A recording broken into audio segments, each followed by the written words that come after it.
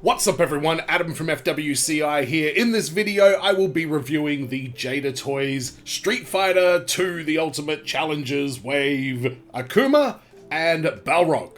First of all, if you do want to support the channel a little bit further, hit the subscribe button, help the subscription number grow, and I will continue to bring you more action figure reviews in the future, as well as news and a bunch of other stuff. So first things first, I don't know a great deal about Akuma. I believe there's a story where Ryu disappears and he meets Akuma and he learns a bunch of skills. That may not be right, do not quote me. But I do have a mate who absolutely loves this character, so he is very, very happy that he's finally got this one. Let's get this part out of the way quickly because it is annoying. He comes with a set of fisted hands, and he comes with a set of open gripping hands as well. Two heads, one with a bit of a scowl, the other one is closed mouth. And he also comes with the effect piece for his Super Hadouken. This is a lot bigger than Ryu and Ken's, so quite a bit heavier, but still stands up fine. So the main concern with this figure is this necklace thing that he's got here. It just doesn't play well with the movement on the head and everything like that. You move like it seems to, oh god, have I just cracked the code? Nah, I don't know. There's something a little bit off about the way that it sits. I don't know what the solution to that would have actually been. I guess they did as good a job as they could. It looks perfect, and, you know, sometimes you just got to deal with that. So here he is next to Evil Ryu. You can see that the blue on Akuma's gi is a lot more blue than Evil Ryu's is. So if you do have this one already and you're looking for a bit of a comparison, that's roughly the difference. This is a lot more blue. I like it a lot more. What's a nice little touch here is the articulation on the feet. The toe piece is connected to the flip-flop.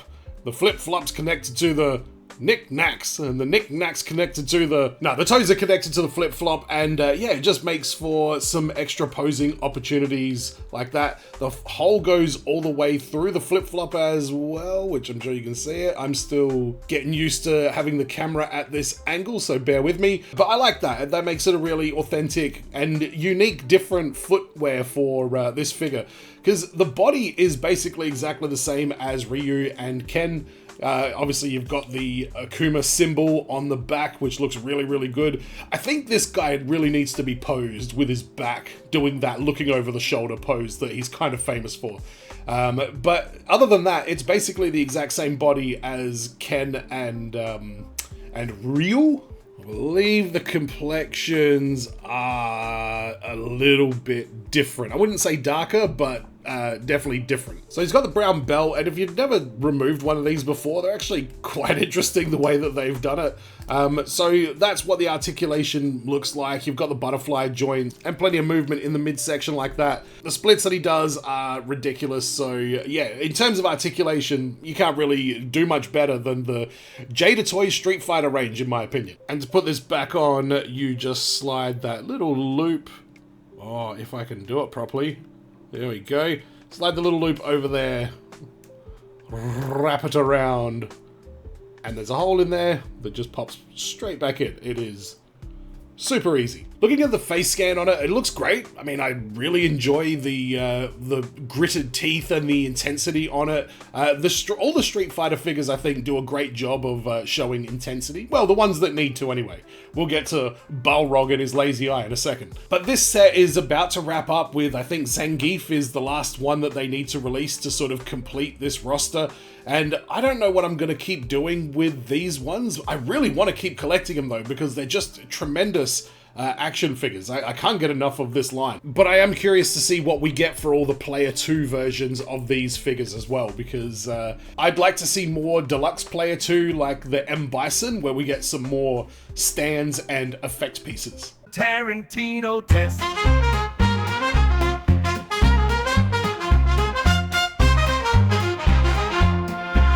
So looking at the Tarantino test of this one, I mean, look at these flat flip-flops. They are Tarantino all over.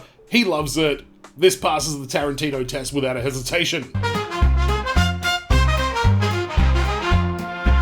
So my final thoughts of Akuma is that I like it. I like the body that they use for these figures here. The neck beads being a little bit funny, you know, a little bit of a disappointment, but overall, I think he's a great looking character, and he's essential to have in that Street Fighter collection, so a welcome addition. I love his gigantic Hadouken. Great work by Jada Toys, as always. Alright, up next, we've got Balrog, or M. Bison, or Mike Tyson, or Vega. I'm not sure. I'm pretty sure it's Balrog. Let's get the formalities out the way first. He actually comes with a set of open boxing gloves and a set of closed boxing gloves. Interesting choice to have open boxing gloves. Honestly, they make sense, but yeah, you'd think they wouldn't really bother with that, so I love the fact Jada Toys didn't scrimp. They could have given him some ungloved hands, but, you know, maybe not. And he comes with these two head sculpts here. One of them has that big gap in the tooth. I really like it, the one that I've got on there. This other one looks, you know, nice and clean and everything like that, but I really love the energy of the angry Balrog face. And he comes with two effect pieces as well for his fists, different sizes. I really like that they've done that instead of giving us two of the same size. They could have just given us one and I would have still been happy with that, but these effect pieces look great on his glove. So looking at the articulation on this, there is quite a lot. They've done a really great job hiding the butterfly joint in his singlet right there. We've also got toe articulation as well on Balrog, so you can really get him in that correct pose. A lot of toe articulation showing up on these figures, which is good because I feel like it's fairly essential to really be able to recreate some of the poses from these games. As all the other ones do as well, he does the splits and, you know, tons of movement all throughout the middle of this, at the waist, at the abdomen. The head is on its own peg and the neck is on its own peg as well. So yeah, you've just got so much articulation on these figures, and for the price that they are, it's an absolute bargain, and it's such a high level collectible item of this iconic line of, you know, characters from our childhood. So if you are a 90s or an 80s born kid, trust me, you want to get these figures because they are just nostalgia personified. But does Balrog pass the Tarantino test? Tarantino test.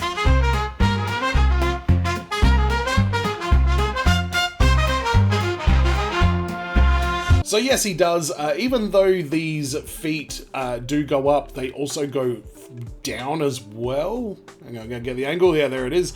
I'm not a fan of it doing that. I wish they would start making it so that they go flat at the most. But I do like the nice flat boxing boots that Balrog is wearing. So he passes the Tarantino test with a big second round KO.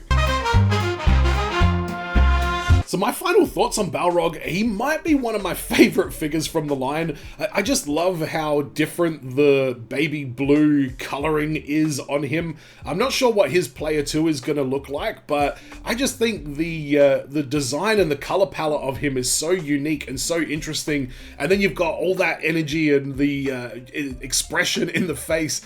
I think he's probably one of the best from the entire series of Street Fighter figures, which is interesting because I'm not huge into Street Fighter, but I know Chun-Li and Ken and Ryu and Blanka and E-Honda and all that.